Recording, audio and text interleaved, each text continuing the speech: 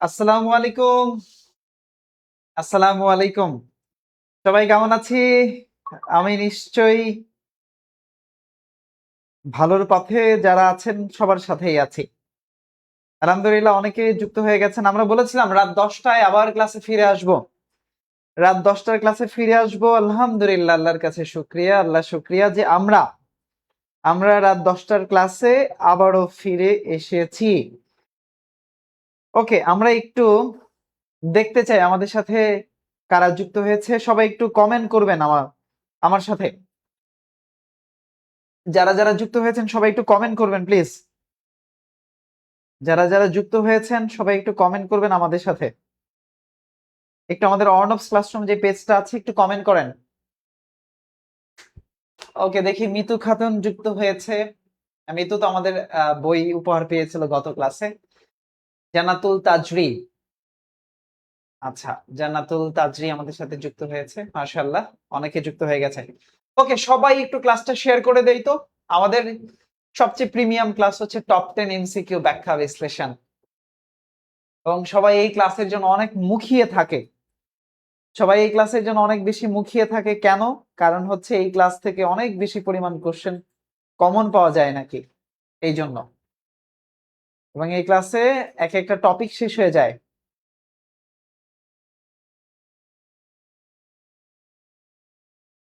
আচ্ছা, আলহামদুলিল্লাহ আমাদের সাথে অনেকে যুক্ত হয়ে গেছেন। কে কোথা থেকে যুক্ত হয়েছেন একটু দেখি। কে কোথা থেকে যুক্ত হয়েছেন আমাদের সাথে? আমাদের সাথে কে কোথা থেকে যুক্ত হয়েছেন দেখি। সিরাজগঞ্জ থেকে খাদিজা আছেন। আচ্ছা, সিরাজগঞ্জ থেকে যুক্ত হয়েছেন। কে কোন জেলা থেকে দেখছেন? কে কোন জেলা থেকে দেখছেন অর্ণবস ক্লাসরুম পেজে একটু কমেন্ট করেন। কে কোন জেলা থেকে দেখছেন? জয়নাব আছেন, তাসনিম, যারা যুক্ত হয়েছেন। শোনেন, ক্লাসটা একটু নিজের টাইমলাইনে শেয়ার করে রাখেন। ক্লাসটা একটু নিজের টাইমলাইনে শেয়ার করে রাখেন। মাহিম শেখ, আসসালামু আলাইকুম স্যার। ওয়ালাইকুম আসসালাম। ফয়সাল আহমেদ, কিসের ক্লাস? ভাই, এটা আমাদের টপ 10 এমসিকিউ সাধারণ জ্ঞান ক্লাস, জব এবং অ্যাডমিশনের জন্য। আচ্ছা, জয়নাব খাতুন জামালপুর থেকে আছেন। ফয়সাল আবেদিন কিশোরগঞ্জ থেকে আছেন, কিশোরগঞ্জ হাওরের জেলা। জান্নাতুল তাজরি বলছেন নওগাঁ থেকে আছেন। নওগাঁ খুব চমৎকার জেলা, পাহাড়পুর খুবই বিখ্যাত জেলা। চুমকি, আচ্ছা চুমকি বলছেন ভাই একটু পর শুরু করেন। ওকে, একটু পর শুরু করছি। আচ্ছা, শারমিন সাথী কুষ্টিয়া থেকে আছেন। কুষ্টিয়া আরবি জান্নাত গাইবান্ধা থেকে, বাংলাদেশের সর্ববৃহৎ সৌর বিদ্যুতের এলাকা গাইবান্ধা। সাফুরা জান্নাত বলছেন রাজশাহী থেকে, সিল্ক সিটি রাজশাহী। রাজশাহী, হ্যাঁ রাজশাহী থেকে আছেন। আচ্ছা, শারমিন ঢাকা থেকে আছেন। গোপালগঞ্জ থেকে আছেন। পাবনা হাওরে, পাবনা থেকে ওই যে চলনবীরের জায়গা, পাবনা থেকে আছেন। আলম তালুকদার আছেন গোপালগঞ্জ থেকে। মারুফা আক্তার আছেন। আচ্ছা, বরিশাল প্রাচ্যের ভ্যানিস থেকে বরিশাল আছেন ফাতেমাত্তু জোহরা। স্যার কালকে বসুন্ধরা সিটিতে দেখলাম। হ্যাঁ, কালকে আমি বসুন্ধরা সিটিতে গিয়েছিলাম। ডাকলেন না কেন? বসুন্ধরাতে গিয়েছিলাম কালকে, ডাকলেন না কেন? ডাক দিতেন। রোকসানা পারভিন, আসসালামু আলাইকুম স্যার। ওয়ালাইকুম আসসালাম। রোকসানা কুমিল্লা থেকে আছেন। আচ্ছা, শালবন বিহার, ময়নামতি বিহার, আনন্দ বিহার হচ্ছে কুমিল্লা। হ্যাঁ, কুমিল্লা সমতট জেলা থেকে আছেন। সমতট, দেখি আর কে কোথা থেকে আছেন। আপনাদের নিজের জেলা নামটা একটু লিখেন। তাহসিন মনি, আসসালামু আলাইকুম। ওয়ালাইকুম আসসালাম। বোন, কেমন আছেন? কেমন আছেন জানায়েন তো। ওকে, সবাই একটু নিজের টাইমলাইনে ক্লাসটা শেয়ার করব, এবং কে কোন জেলা থেকে আছি, কে কোন জেলা থেকে আছি একটু লিখবো। নাটোর থেকে আছেন, নাটোরের কাছাগুলো। হ্যাঁ, রংপুর থেকে আছেন, রংপুর আমাদের 6 নম্বর সেক্টর। কিশোরগঞ্জ হাওরের প্রবেশদ্বার কিশোরগঞ্জ। নেকলি হাওর আছেন। নাইমা আক্তার, হ্যাঁ নাইমা আক্তার। আচ্ছা, কৌশিক রায় রংপুর থেকে আছেন। কৌশিক। তাসনিম যারা, আপনি কোন জেলা থেকে আছেন? আমার জেলা হচ্ছে নরসিংদী, নরসিংদী জেলা। হ্যাঁ, মুক্তিযুদ্ধের সময় সেক্টর 3-এ ছিল নরসিংদী। এমএসটি মেঘলা, মেঘলা বলছেন পাবনা থেকে আছেন। পাবনা। সুরাইয়া সুহি, আসসালামু আলাইকুম বলছেন। ওয়ালাইকুম আসসালাম। আচ্ছা, বলছেন একজন নীলফামারী না কোথায় থেকে একজন বলছেন, কে যেন বলছেন নীলফামারী থেকে। কক্সবাজার থেকে আছেন, বাংলাদেশের পর্যটন রাজধানী কক্সবাজার। এই অনেক জেলার মানুষ আমাদের ক্লাস দেখেন, বাহ চমৎকার তো। সাথে একজন ছিল দেখলাম, কার সাথে যেন ফোনে কথা বলছিলেন। হ্যাঁ, আমার বন্ধু ছিল, ফ্রেন্ড ছিল আর কি। ডাক দিতেন, সমস্যা নাই। আচ্ছা, কক্সবাজার থেকে আছেন। সমাজ সেবার পরীক্ষা দিব। এই ক্লাস সমাজ সেবার পরীক্ষার জন্য ব্রাদার করবেন। বগুড়া, উত্তরবঙ্গের প্রবেশদ্বার বগুড়া। মশলা গবেষণা কেন্দ্র আছে বগুড়াতে। নেত্রকোনা থেকে আছেন। টারশিয়ারি যুগের পাহাড়ের অঞ্চল নেত্রকোনা, ময়মনসিংহ, তাই না? আচ্ছা স্যার, জামালপুর থেকে আছি। জামালপুর ওয়ারি বটেশ্বরের জেলা। হ্যাঁ, নরসিংদী ওয়ারি বটেশ্বরের জেলা। এই আরো শিক্ষার্থী ক্লাস করবে তো, আমাদের রেগুলার তো অনেক শিক্ষার্থী ক্লাস করে। ইসমাইল রংপুর থেকে আছেন। রূপা আক্তার আসসালামু আলাইকুম বলছেন। রূপা, আচ্ছা এই দেখেন, আমি কিন্তু আপনাদের জেলার বিখ্যাত কিছু জিনিস বলছি। বিখ্যাত জিনিস বলে দিচ্ছি। বাগেরহাটের 7 গম্বুজ মসজিদের বাগেরহাট, রূপামণি বাগেরহাটের 7 গম্বুজ মসজিদ খানজাহান আলী কর্তৃক নির্মিত, 80টা গম্বুজ সংখ্যা আছে। নীলফামারী থেকে আছেন। নীলফামারী, আচ্ছা। আপনার একটা মোটিভেশন ভীষণ খুব ভাইরাল, আমি জানি না কোনটা ভাই, দেখায়েন কোনটা। স্যার নীলফামারী তিস্তা বর্ডার, হ্যাঁ নীলফামারী। আচ্ছা, বাড্ডা থেকে স্বপ্নের সন্ধি, বাড্ডাই আমাদের ঢাকা বাড্ডা থেকে দেখছেন। বাড্ডার পাশে হচ্ছে রামপুরা। চাঁদপুর থেকে আছেন। ইলিশের জেলা চাঁদপুর, হ্যাঁ চাঁদপুর। বাংলাদেশের সবচেয়ে বেশি আর্সেনিক আক্রান্ত জেলা হলো চাঁদপুর। সিরাজগঞ্জ থেকে দেখছেন একজন। সিরাজ, নিরক্ষর মুক্ত জেলা। নিপা সায়ানি, আমাদের তো পেট বেচে স্টুডেন্ট। নিপা, কেমন আছো? স্যার আমি ভালো আছি। টাঙ্গাইলের চমচম বিখ্যাত টাঙ্গাইল জেলা। ওকে, দেখি বাকিদের একটু। আমাদের এত অল্প শিক্ষার্থী যুক্ত হচ্ছে, মাত্র মাত্র 220 জন। আমাদের 1200, 2000, 3000 শিক্ষার্থী ক্লাস করে। মাদারীপুর থেকে আছেন অনেকে। নিজেদের গাইবান্ধা থেকে আছেন। স্বপ্নের সন্ধি গাইবান্ধা। আচ্ছা, গাইবান্ধা হচ্ছে ওই যে আমাদের আমাদের সুন্দরগঞ্জের সর্ববৃহৎ সৌরবিদ্যুৎ কেন্দ্র। তার পাবনা থেকে আছি। ওকে, মাশাআল্লাহ, অনেকে তো অনেক জায়গা থেকে আছেন। তাহলে চলেন আমরা এবার শুরু করি। ক্লাসটা শেয়ার করে দিয়েছেন যারা, আলহামদুলিল্লাহ, আপনাদের কাছে শুকরিয়া, অনেক শুকরিয়া, কৃতজ্ঞতা ভাই। আচ্ছা, আমাদের টপ 10 এমসিকিউ ব্যাখ্যা বিশ্লেষণ। বেসিক্যালি আমাদের এই ক্লাসটা নেওয়া কেন, আমরা এই ক্লাসটা নিচ্ছি, টার্গেট করছি তাদের যারা চাকরি পরীক্ষা দিবেন, তাদের যারা অ্যাডমিশন টেস্ট দিবেন। অর্থাৎ আমরা একটা এমসিকিউ থেকে অনেক বিস্তারিত তথ্য পড়তে চাই, এবং সেই তথ্যগুলো, এক্সট্রা তথ্যগুলো থেকে পরীক্ষায় প্রশ্ন আসলে যেন আপনি কমন পান। এবং এটা রেগুলার চলে। এই ক্লাসটা টপ 10 এমসিকিউ আমাদের প্রতিদিন চলে। ওকে, চলেন দেখেন প্রথম প্রশ্ন। আজকে আমরা এই টপ 10 এমসিকিউ ব্যাখ্যার মধ্যে আমরা আজকে একটা কাজ করার চেষ্টা করেছি, একটা ইউনিক কাজ। সেটা কি জানেন? আজকের কাজটা হলো, এই এমসিকিউ ব্যাখ্যার মধ্যে আমরা সবগুলো প্রশ্নই নিয়েছি একটা টপিক থেকে। এই একটা টপিকের ডিসিউর ক্লাস নেবেন না, আরে ভাই, যে ক্লাসগুলো দিচ্ছে এগুলোই ডিসিউর জন্য হেল্পফুল হবে।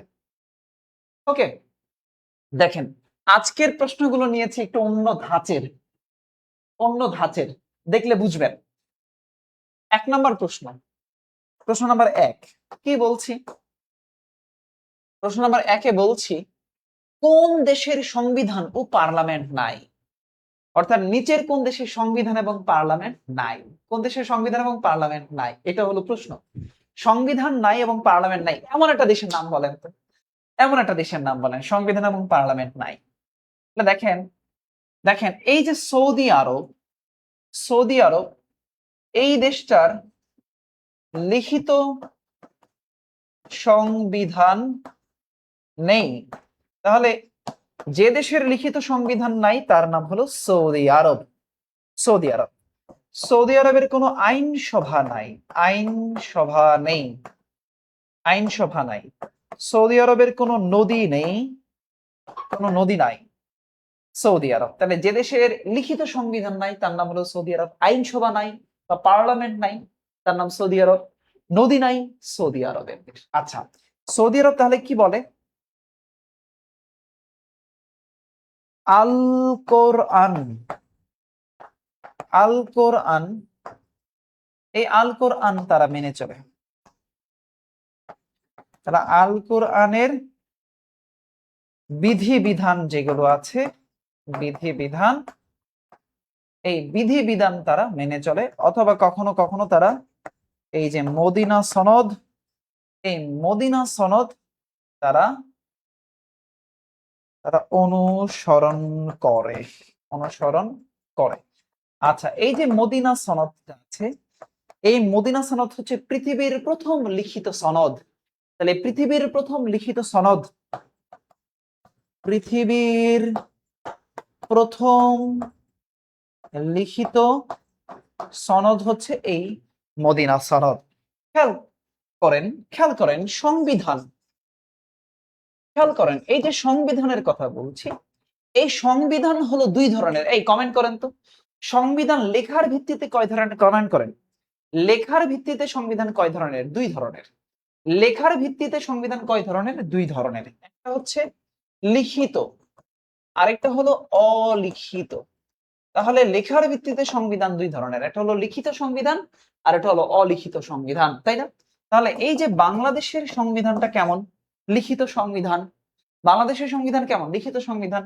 তাহলে অলিখিত সংবিধানের কিছু দেশ আছে, অলিখিত সংবিধানের কিছু দেশ আছে, সেগুলো কি?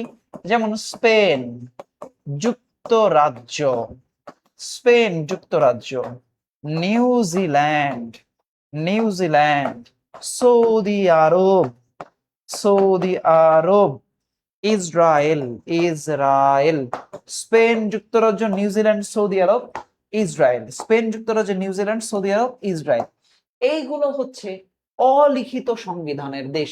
কমেন্টে লিখেন তো, স্পেন যুক্তরাজ্য নিউজিল্যান্ড সৌদি আরব ইসরায়েল, এগুলো কি? অলিখিত সংবিধানের দেশ, অলিখিত সংবিধানের দেশ। আর লিখিত সংবিধান কোনগুলো? বাংলাদেশ, ভারত, পাকিস্তান, যুক্তরাষ্ট্র, এগুলা আমরা জানি।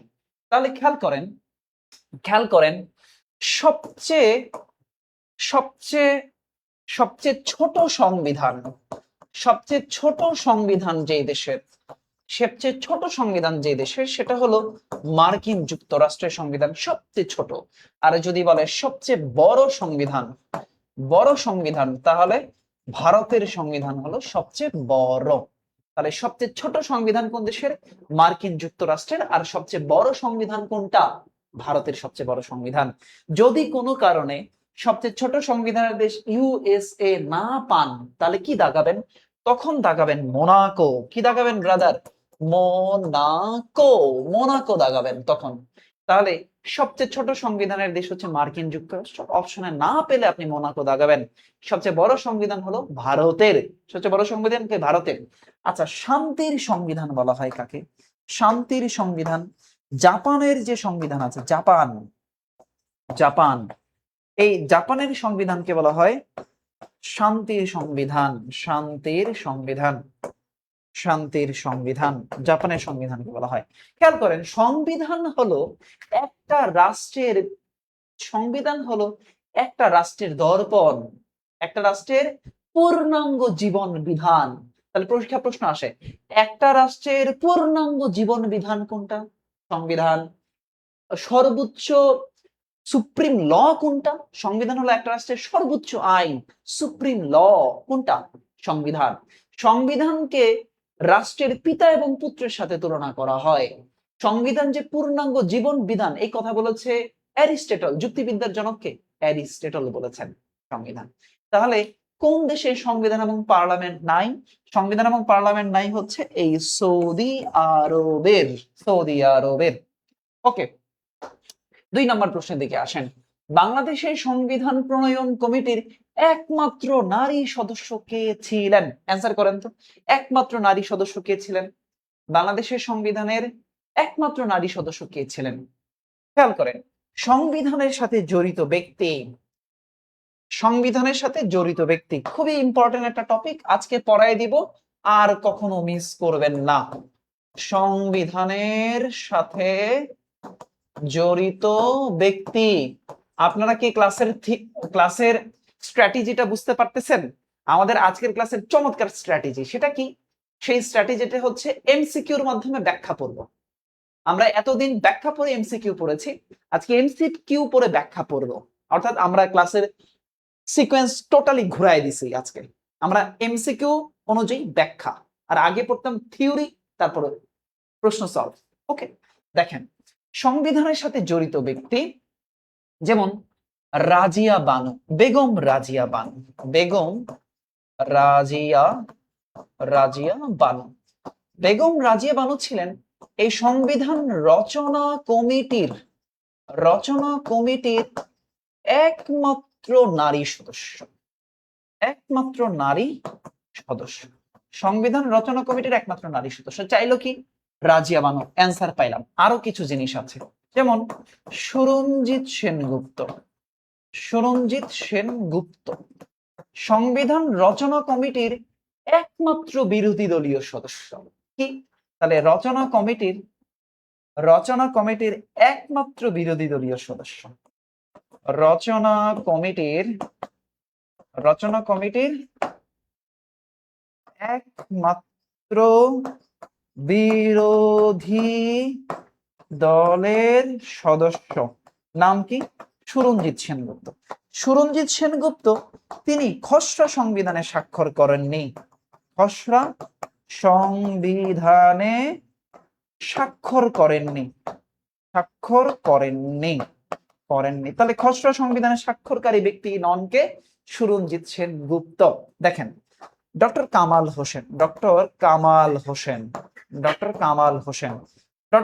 হোসেন নিয়ে অনেক কিছু বলা যায়। কি? যেমন খুবই গুরুত্বপূর্ণ আলোচনা ডক্টর কামাল হোসেন নিয়ে, সেটা কি? সংবিধানের জনক বা সংবিধানের রূপকার। রচনা কমিটির চেয়ারম্যান ছিলেন। রচনা কমিটির চেয়ারম্যান ছিলেন তিনি। এবং খসড়া সংবিধানটা গণপরিষদে উত্থাপনকারী তিনি।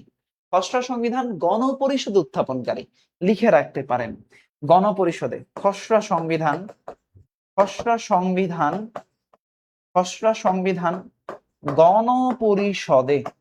গণপরিষদে উত্থাপনকারী কে? এই যে ডক্টর কামাল হোসেন গণপরিষদ উত্থাপনকারী। খেয়াল করেন এই যে সংবিধান, আরো অনেক ব্যক্তি আছে, যেমন আব্দুর রশিদ তর্ক বাগিশ। খেয়াল করেন, পড়ে যান, পরীক্ষার হলে এইগুলো আসবে। আব্দুর রশিদ তর্ক বাগিশ, নোট করেন ব্রাদার, সুযোগ হলে নোট করেন, কারণ পেড বাচ্চারা তো নোট দেই না কাউকে। পেড ব্যাচের যারা ভর্তি হন তাদেরকে দেই। আব্দুর রশিদ তর্ক বাগিশ, এই যে আব্দুর রশিদ তর্ক বাগিশ যিনি আছেন, সংবিধানের গণপরিষদ যে ছিল, সেই গণপরিষদের সভাপতিত্ব করেছিলেন এই আব্দুর রশিদ তর্ক বাগিশ। তাহলে সংবিধানের গণপরিষদের সভাপতিত্বকারীকে? আব্দুর রশিদ তর্ক বাগিশ। যেমন আপনি বলেন শাহ আব্দুল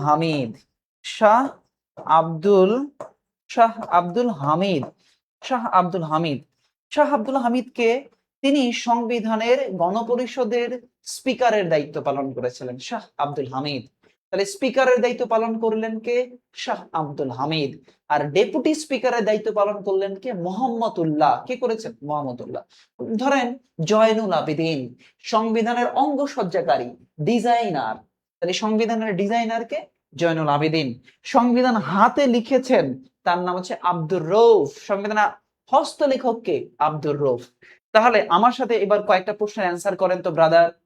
কমেন্ট করছেন যারা, ইমরান হাসান, ইভা, একটু মেনশন করে দেন আপনাদের যারা বন্ধু বান্ধব আছে, সহপাঠী আছে, চাকরির প্রস্তুতি নিচ্ছে যারা, বা সেন্ট্রালে পরীক্ষা দিবে বা সেকেন্ড টাইম দিবে, মেনশন করে দেন। সাধারণ জ্ঞান সবার জন্য উন্মুক্ত। আমাকে বলেন সংবিধানের অঙ্গসজ্জাকারী কে? বলেন সংবিধানের অঙ্গসজ্জাকারী বা ডিজাইনার কে? শিল্পাচার্য জয়নুল আবেদিন। বলেন সংবিধানের হস্তলেখক কে? হাতে কে লিখেছে? রিয়াদুল ইসলাম সাকি। ভালো হয়ে যাবেন, হ্যাঁ পড়েন, ক্লাস চাকরি আপনার পাইতে হবে, ঠিক আছে? ওকে, বলেন সংবিধানের হস্তলেখক কে? আব্দুর রউফ। সংবিধানে সর্বপ্রথম স্বাক্ষর করেছিলেন কে? শেখ মুজিবুর রহমান। আচ্ছা, গণপরিষদের আদেশ জারি করেছিলেন কে? বিচারপতি আবু সাইদ চৌধুরী। গণপরিষদের আদেশ জারি করেন বিচারপতি আবু সাইদ চৌধুরী।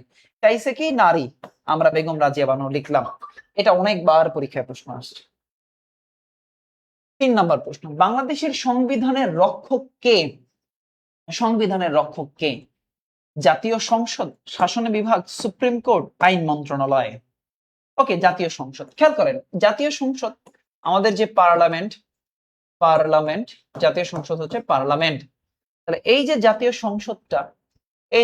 সংসদটা কোথায় আছে? শেরেবাংলা নগর।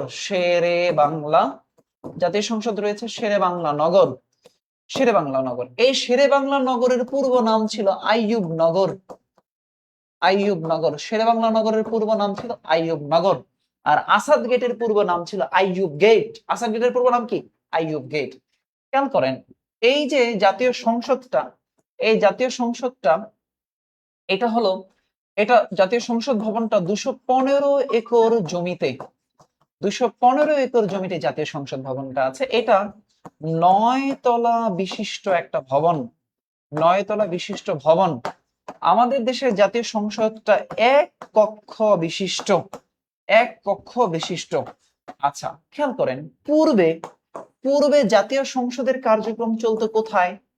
পূর্বে জাতীয় সংসদের কার্যক্রম চলতো কোথায়? পূর্বে পূর্বে জাতীয় সংসদের কার্যক্রম চলতো, জাতীয় সংসদের কার্যক্রম চলতো ঢাবির জগন্নাথ হলে। কোথায়? ঢাকা বিশ্ববিদ্যালয়ের ঢাবির জগন্নাথ হলে, জগন্নাথ হলে পূর্বে জাতীয় সংসদের কার্যক্রম চলতো ঢাবির জগন্নাথ হলে। আচ্ছা, এগুলো নিয়ে অনেক কথা বলা যায়, যেমন জাতীয় সংসদ ভবনের স্থপতি লুই আই কান। স্থপতির নাম কি? স্থপতির নাম হচ্ছে Louis I Kahn. Louis I Kahn Estonia বংশোদ্ভূত মার্কিন নাগরিক তিনি। খেয়াল করেন, সংবিধানের রক্ষক বা অভিভাবক, অভিভাবক অভিভাবক বা ব্যাখ্যাকারক,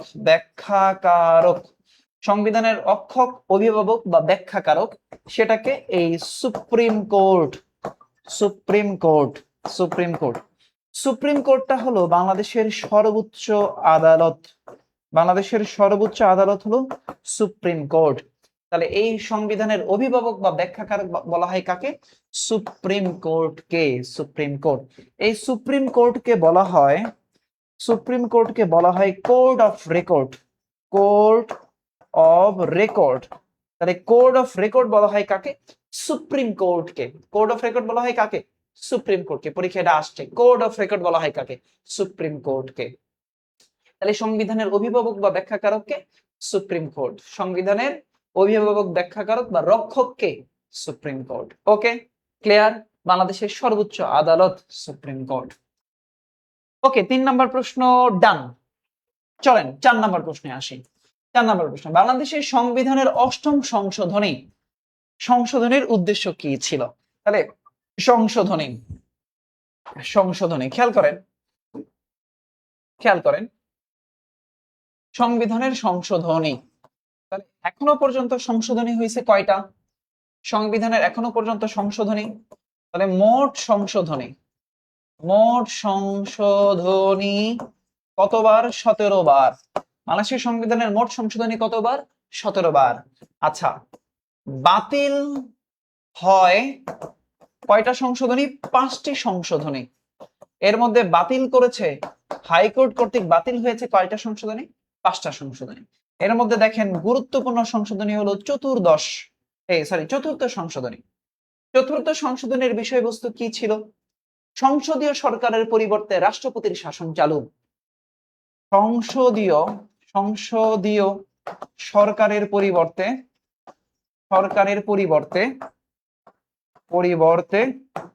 রাষ্ট্রপতির শাসন চালু।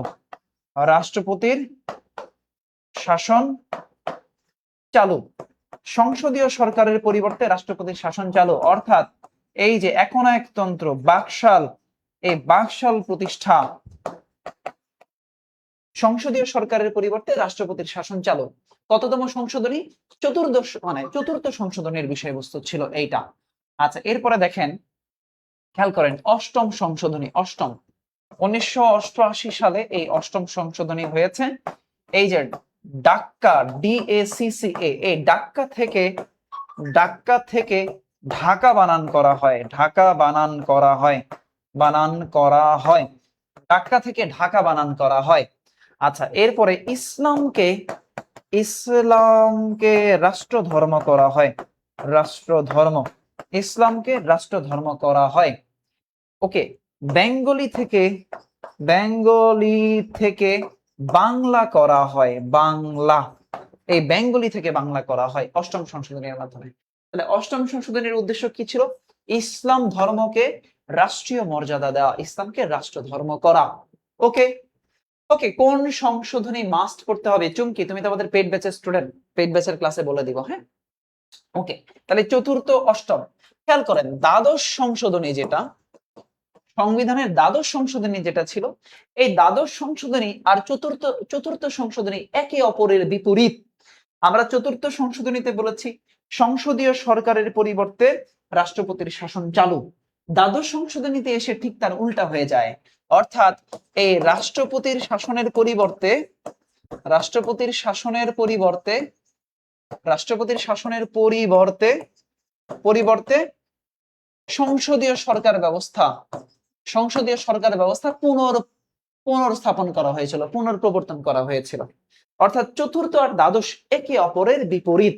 একে অপরের কি বিপরীত? চতুর্থ সংশোধনী আর দ্বাদশ সংশোধনী একে অপরের বিপরীত।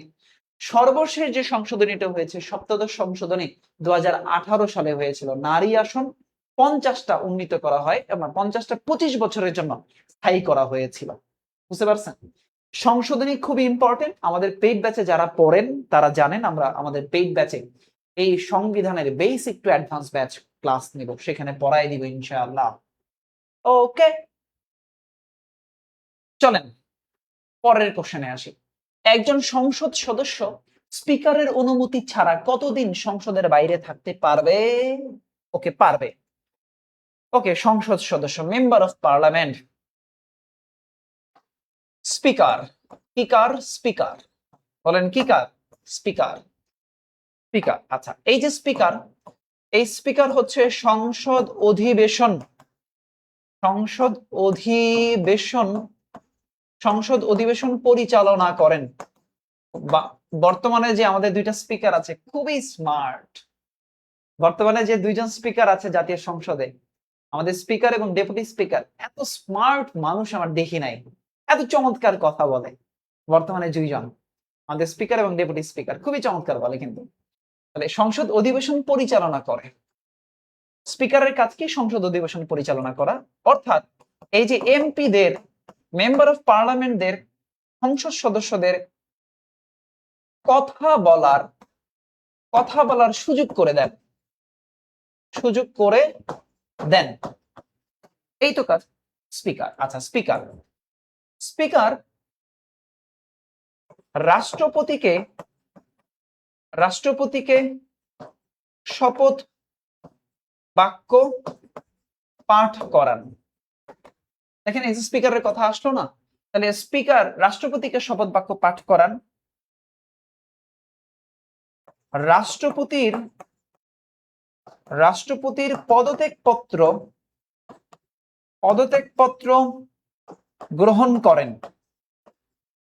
করেন। তাহলে রাষ্ট্রপতি তার পদত্যাগপত্র কার কাছে দেয়? রাষ্ট্রপতি পদত্যাগপত্র কার কাছে দেয়? আমাদের এই স্পিকারের কাছে দেয়, পদত্যাগপত্র তিনি গ্রহণ করেন। আচ্ছা, খেয়াল করেন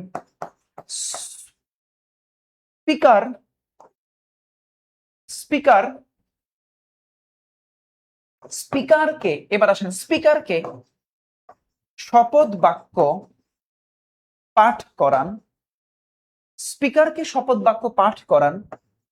রাষ্ট্রপতি। স্পিকারকে শপথ বাক্য পাঠ করান কে? রাষ্ট্রপতি। খেয়াল করেন স্পিকারের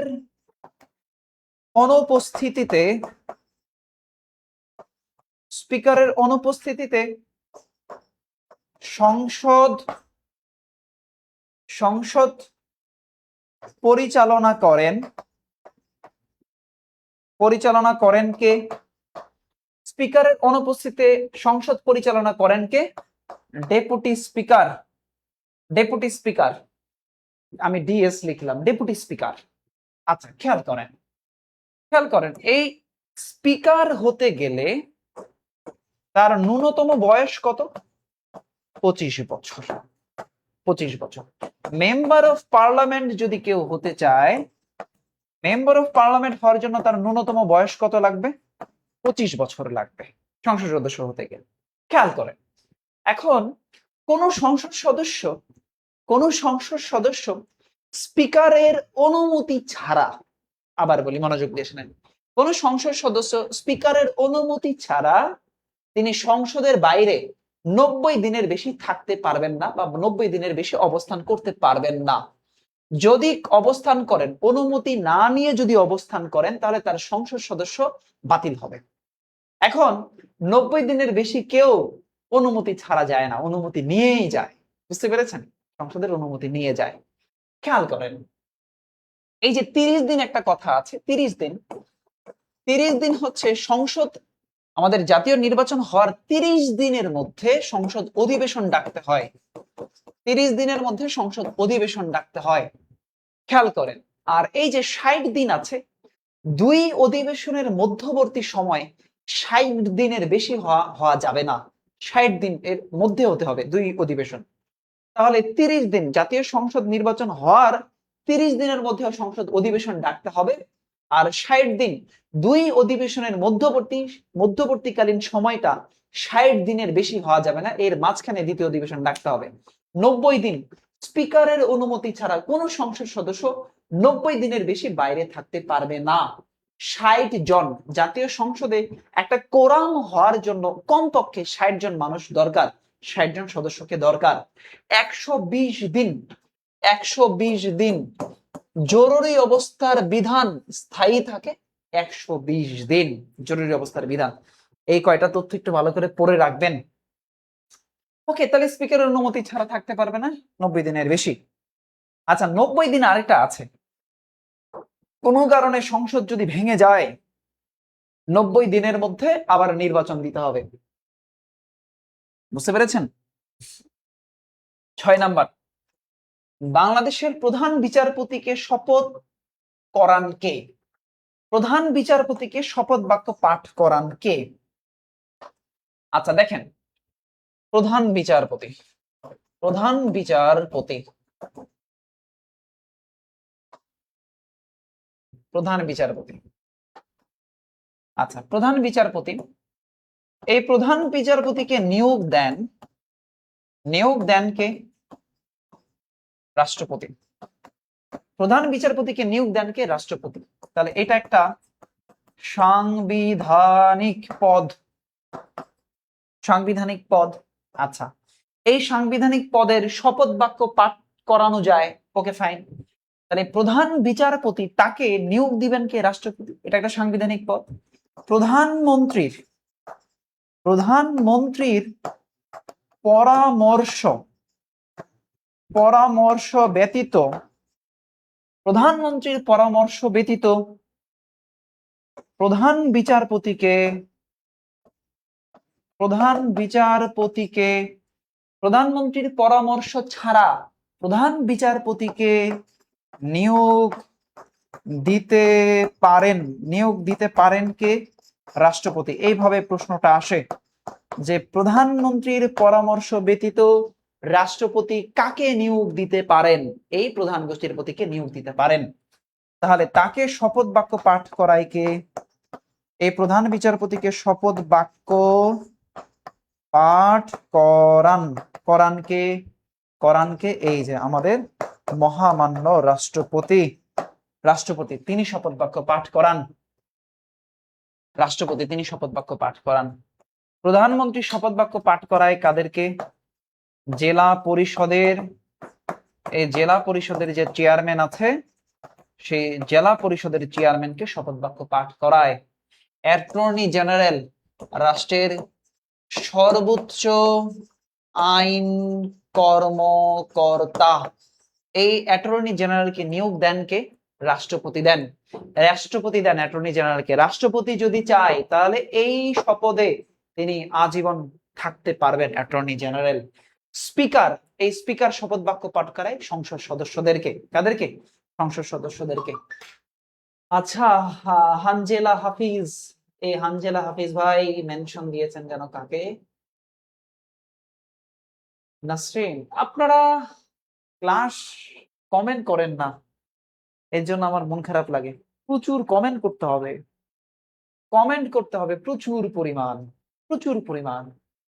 কমেন্ট যারা করবেন না তারা কিন্তু লোকে বলে, ও বলে রে ঘর বাড়ি ভালা নয় আমার।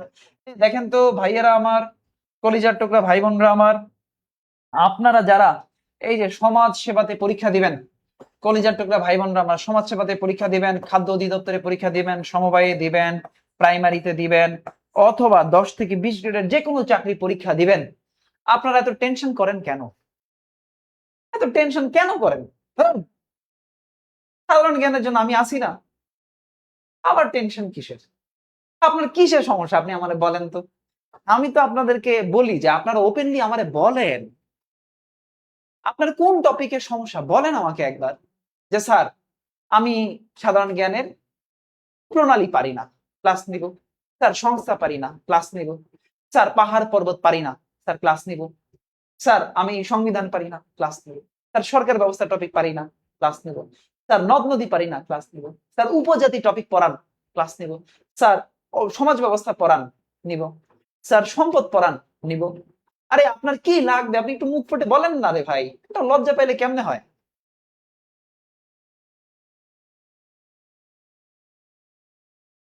বলেন আমাকে।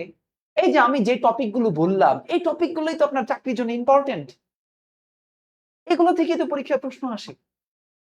আর কোত্থেকে আসে আপনি আমাকে বলেন। আপনি আমাকে বলেন সাধারণ জ্ঞানের কোশ্চেন কি আসমান থেকে নিয়ে আসে? তা তো না। এর মধ্যে থেকেই কোশ্চেন, এর ভেতর থেকেই। আপনি কেন পারবেন না আমাকে বলেন। আপনি না পারলে আমাকে বলেন, স্যার আমি এটা পারতেছি না, আমি পড়াই দিব। আমি পড়াবো।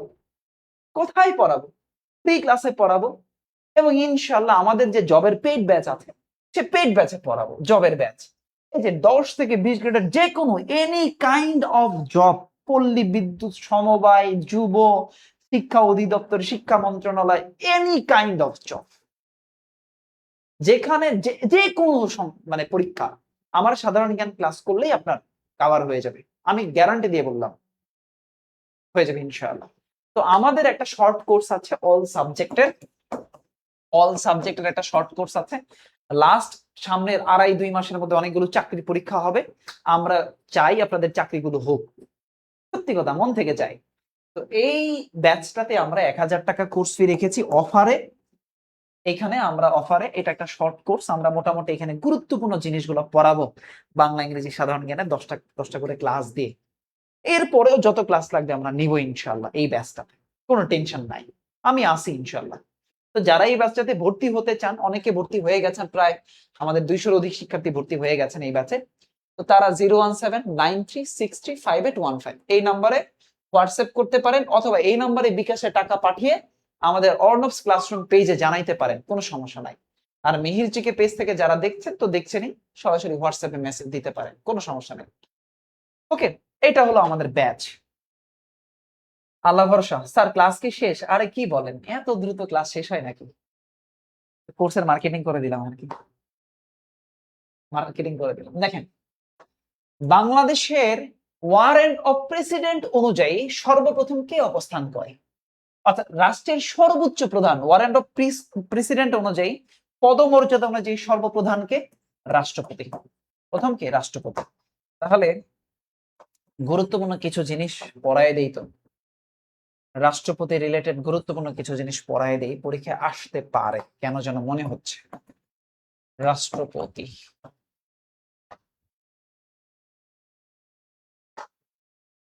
একটা রাষ্ট্রের সর্বোচ্চ প্রধান বা ব্যক্তি, সর্বোচ্চ ব্যক্তি। এই রাষ্ট্রপতি হচ্ছেন আমাদের দেশের সুপ্রিম কমান্ডার বা সর্বাধিনায়ক। সর্বাধিনায়ক। আচ্ছা, তিনি অধ্যাদেশ প্রণয়ন করেন বা জরুরি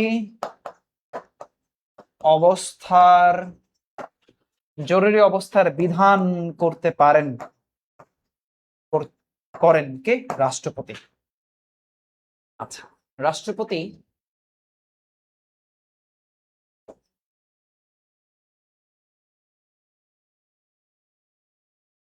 শপথ বাক্য এগুলো তো বললামই, অনেক কিছু বললাম। রাষ্ট্রপতি,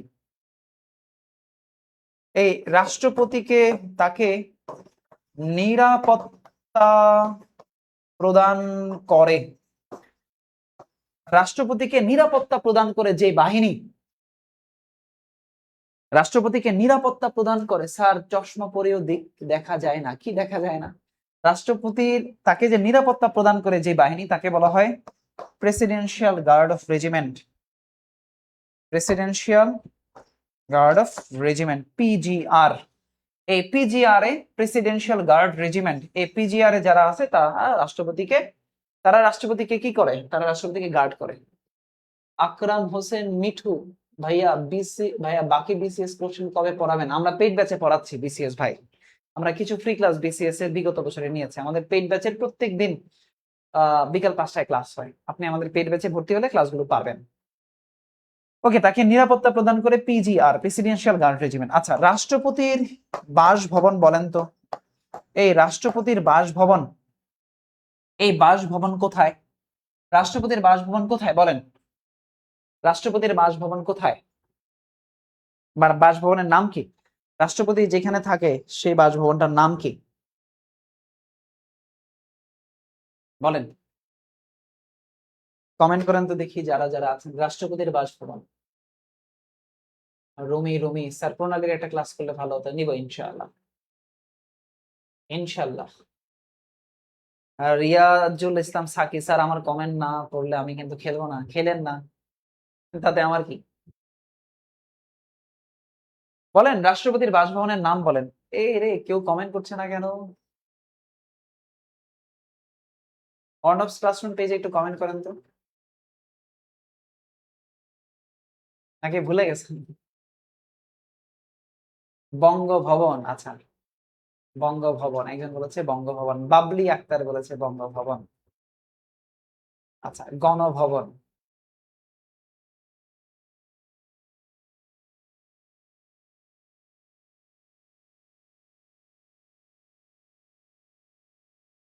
আকরাম হোসেন মিঠু, আমি পেইড ব্যাচেই আছি 22 বিসিএস পর্যন্ত। আজকে তো 23 নিলাম পেইড ব্যাচে। আকরাম হোসেন ভাই,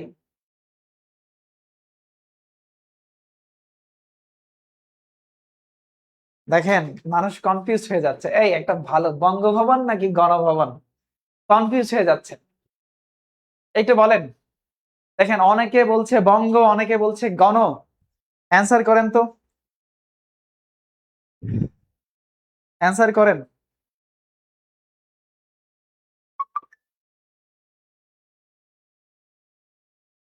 অ্যান্সার করেন। দেখেন এই যে কনফিউশন শুরু হয়ে গেল, কনফিউশন শুরু হয়ে গেল। কেউ বলছে গণ, কেউ বলছে বঙ্গ।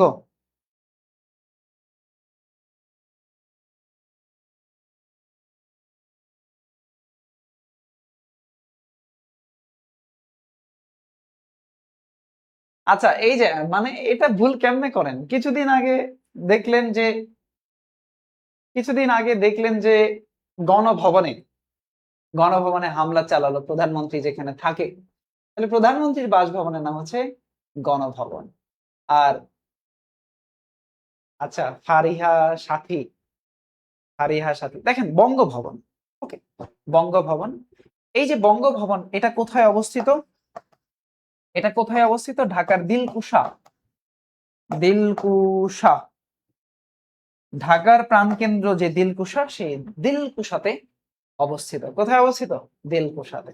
ভুল করলে হবে না, ভুল করা যাবে না। আসেন, ক্রমোচ্চ বিন্যাসে জেলা প্রশাসন বাংলাদেশের প্রশাসনিক কাঠামো কত স্তর? বাংলাদেশের প্রশাসনিক কাঠামো কয় স্তর বিশিষ্ট? বাংলাদেশের প্রশাসনিক কাঠামো 2 স্তর বিশিষ্ট। 2 স্তর বিশিষ্ট। একটা হচ্ছে শহর ভিত্তিক, শহর ভিত্তিক, আর একটা হলো গ্রাম ভিত্তিক। গ্রাম ভিত্তিক, শহর ভিত্তিক, আর একটা কি গ্রাম ভিত্তিক। তাহলে এই যে শহর ভিত্তিক, এই যে শহর ভিত্তিক city corporation, city corporation, city corporation এর প্রধান কে হয়? সিটি কর্পোরেশনের মেয়র। মেয়র এই জনগণের প্রত্যক্ষ ভোটে নির্বাচিত হয়, সে জনগণের প্রত্যক্ষ ভোটে নির্বাচিত হন। মেয়র মেয়াদ কত বছর? মেয়াদ 5 বছর। তাহলে একটা সিটি কর্পোরেশন গেল, আরেকটা হলো পৌরসভা। এই পৌরসভার সর্বনিম্ন একক হচ্ছে ওয়ার্ড। সর্বনিম্ন একক কি? ওয়ার্ড। এদিকে আসুন, গ্রাম ভিত্তিক 3 স্তর বিশিষ্ট।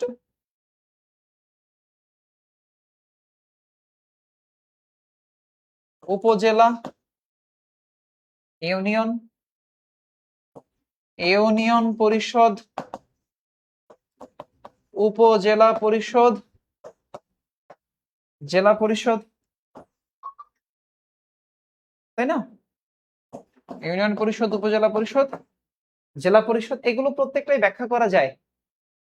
ফিরোজা বর্তমানে প্রধানমন্ত্রীর বাসভবন, দিলকুশা বঙ্গভবন।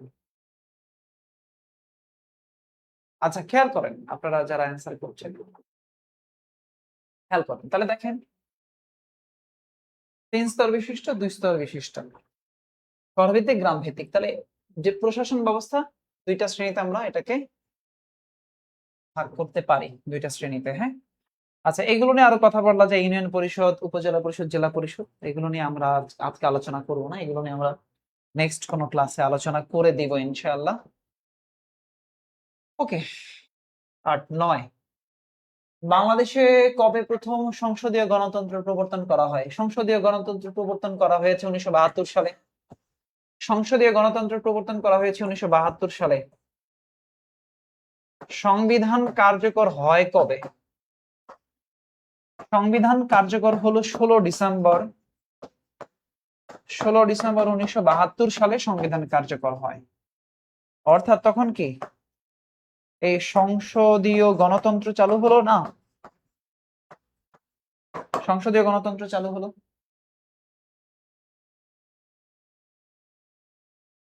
10 নম্বর কোশ্চেন, বাংলাদেশের প্রথম জাতীয় সংসদ নির্বাচন, প্রথম জাতীয় সংসদ নির্বাচন, প্রথম জাতীয় সংসদ নির্বাচন কবে অনুষ্ঠিত হয়েছে? প্রথম জাতীয় সংসদ নির্বাচন 7 মার্চ 1973 সালে বাংলাদেশের প্রথম জাতীয় সংসদ নির্বাচন হয়েছে। এই কোশ্চেনটা অনেকবার আসে, রিপিট হয়, এটা প্রচুর রিপিট হয়, প্রচুর রিপিট হয় এটা।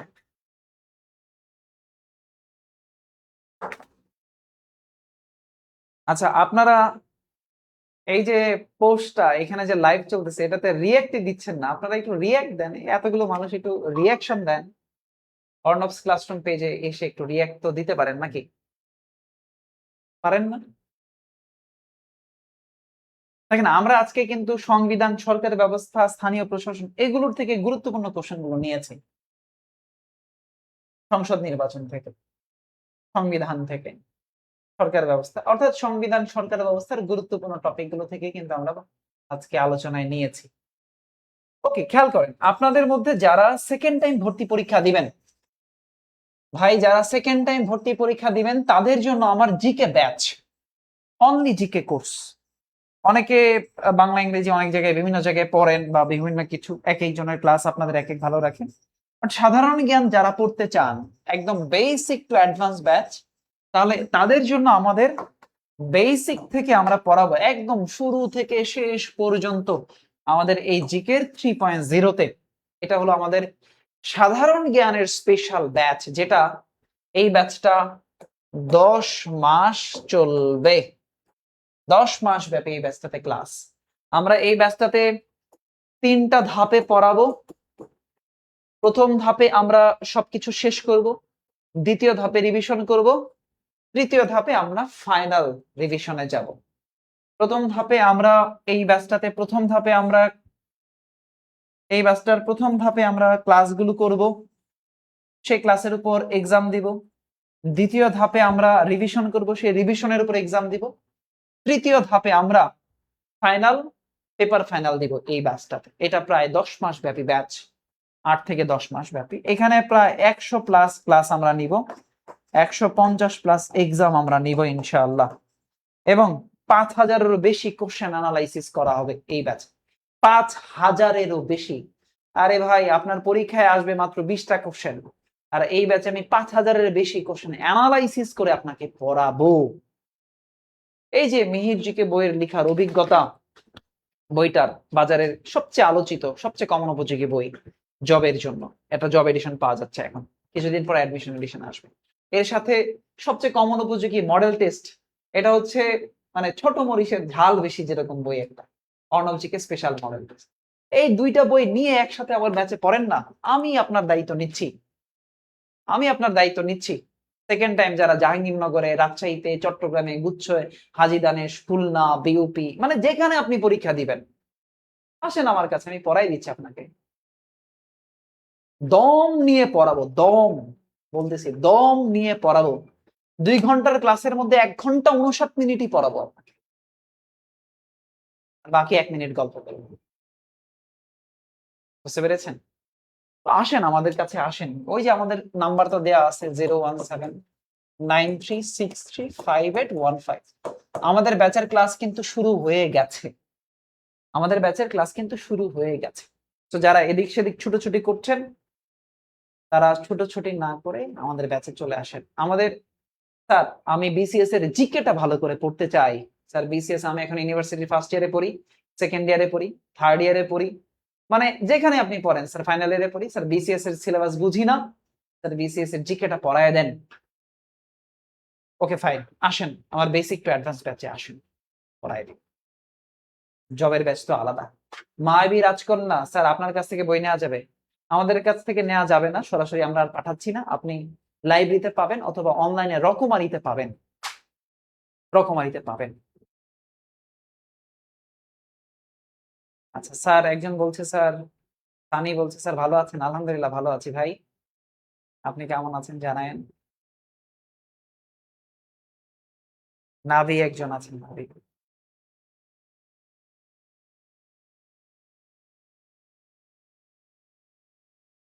ওকে, আচ্ছা আপনাদের আপনাদের ক্লাস কেমন লাগে একটু জানায়েন তো। এই যে টপ 10 এমসিকিউ ব্যাখ্যা করি, ক্লাস কেমন লাগে? অথবা যারা আমাদের পেইড ব্যাচে ভর্তি হয়েছেন, পেইড ব্যাচে ক্লাস করছেন, আমাদেরকে একটু জানায়েন তো পেইড ব্যাচের জিকে ক্লাসগুলো কেমন হয়। তাহলে অন্যরা হয়তো একটু অনুপ্রেরণা পাবে, অন্যরা হয়তো আস্থা পাবে যে না। জানায়েন তো বাকিরা।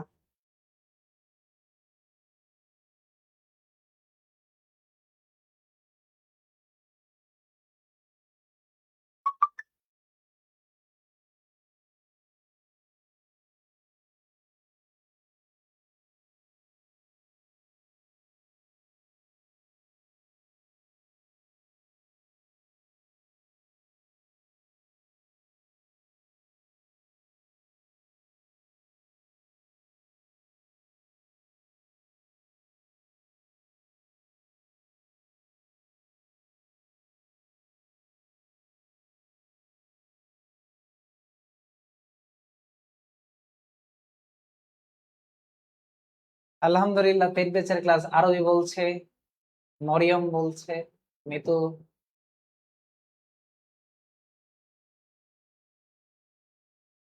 সানি আপনার সাথে দিনাজপুরে ঘুরছিলাম, হ্যাঁ সানি, সানি, সানি, মনে পড়েছে, মনে পড়েছে। চুমকি বলছে এক কথায় ও এস, কি আর অস্থির। স্যার রিসেন্ট কি কোনো সাম্প্রতিক বই বের হয়েছে? হ্যাঁ রিসেন্ট সাম্প্রতিক বই বের হয়েছে, এই যে আমাদের রিসেন্ট হাই ভোল্টেজ পড়ে। শোনেন আমি আপনাকে এতটুকু বলতে পারি, সাধারণ জ্ঞানটা আমার কাছে যদি পড়েন, আপনি সাধারণ জ্ঞানের প্রতি ভালোবাসা জন্মাবে মনের ভেতর থেকে। সত্যি খুব পরিশ্রম করে পড়াবো, খুব পরিশ্রম করে পড়াবো, দম নিয়ে এনার্জেটিক ওয়েতে পড়াবো, কমন উপযোগী করে পড়াবো ভাই, কথা দিলাম। যারা সাধারণ জ্ঞানে আসতে চান সেকেন্ড টাইম বা জবের ব্যাচে ভর্তি হয়ে যান, নির্দ্বিধায় আপনার জীবনের বেস্ট একটা ইনভেস্টমেন্ট হবে এটা। আমার কাছে পড়ে সাধারণ জ্ঞান এখনো পর্যন্ত কেউ ঠকে নাই, জিতেছে। এখনো পর্যন্ত সেই 19 সালে 20 সালে পড়ছে, সে 20 সালে পড়ছে, এখনো 2026 সালে এসে বলে তার সাধারণ জ্ঞানের ক্লাসগুলো করতে পেরে এখন অনেক ভালো লাগে। স্যার আপনার নোটস গুলো এখনো আছে, জবের জন্য প্রিপারেশন নিচ্ছি, এখন অনেক শিক্ষার্থী আমার আগের অ্যাডমিশনে 20 সালে অ্যাডমিশন করছে, 21-এ করছে, 22-এ করছে, ওদের অলরেডি অনার্স শেষ, এখনো পর্যন্ত বলে স্যার জবের ব্যাচে ভর্তি হতে চায়, অ্যাড করে দিয়ে ওরা ক্লাস করে। তো দেখেন আল্লাহ যদি সহায় রাখে, সুস্থ রাখে, আমি বলেছিলাম আগামী 7 থেকে 8 মাস অনলাইনে শুধু টানা ফ্রি ক্লাস নিব। দেখেন আমি টানা ডেইলি 2টা করে ফ্রি ক্লাস নিচ্ছি। আমার কথা যদি বিশ্বাস না হয়, আমার অর্ণবস ক্লাসরুম পেজে ডেইলি সন্ধ্যা 7টা 15 মিনিট রাত 10টায় 2টা করে ক্লাস হচ্ছে। দেখেন 30 দিনে মাসে, 30 দিনে মাসে, তাহলে মাসে 30 দিনে যদি আমি প্রত্যেকদিন 2টা করে নেই 60টা ক্লাস, তাহলে 7 × 2 করে দেখেন তো, আপনি হিসাব করেন মাসে যদি আমি 2টা করে ক্লাস নেই, তারপরে আপনি আমার ফ্রি কতগুলো ক্লাস পাবেন। ধরেন 7 মাস 30 দিন, 7 × 30, 210 দিন, 210 দিনে প্রত্যেক দিন 2টা করে ক্লাস করলে আপনি 420টা ক্লাস পাবেন, যদি আল্লাহ আমাকে সুস্থ রাখে। যাই হোক, আপনাদেরকে অনেক গল্প বললাম। স্যার পিছনের ছবি চেঞ্জ করতে হবে। আচ্ছা ছবি চেঞ্জ করবো, ঠিক আছে স্যার। বই যে কোনো লাইব্রেরিতে খুঁজে পাবেন, যে কোনো লাইব্রেরিতে গিয়ে বলবেন যে স্ক্রিনশট নেন, স্ক্রিনশট নেন, অর্ণব স্টিকে নিয়ে নেন স্ক্রিনশট। ওকে দেখাবেন, স্ক্রিনশট নিয়ে নেন। মিহির জিকে হাই ভোল্টেজ দেখাবেন, স্ক্রিনশট নিয়ে নেন। মিহির জিকে বড় বই পাবেন ইনশাআল্লাহ, ইনশাআল্লাহ কথা দিলাম, গ্যারান্টি দিলাম। তো যাই হোক, সবাই ভালো থাকেন, সুস্থ থাকেন, নিরাপদে থাকেন। আপনাদের জন্য অনেক অনেক শুভ কামনা থাকবে, অনেক দোয়া থাকবে, অনেক ভালোবাসা থাকবে। আমার বিশ্বাস আপনারা প্রত্যেকটা মানুষ খুব পরিশ্রমী, আপনারা প্রত্যেকটা মানুষ খুবই পরিশ্রমী, আপনারা প্রত্যেকটা মানুষ অনেক ভালো করবেন, অনেক ভালো করবেন, অনেক ভালো করবেন।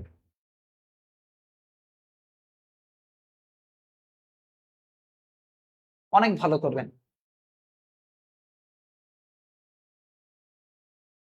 যাই হোক, সবাই ভালো থাকবেন, সুস্থ থাকবেন, সবাই নিরাপদে থাকবেন। আপনাদের জন্য অনেক দোয়া রইল, অনেক ভালোবাসা রইল, অনেক প্রীতি রইল। আল্লাহ হাফিজ। আজকের ক্লাস এখানে বিদায় নিচ্ছি, আর পিডিএফ পেড বেচে দিয়ে দিচ্ছি, বাচ্চা কাচ্চারা টেনশন করেন না। আসসালামু আলাইকুম, আল্লাহ হাফিজ, শুভরাত্রি।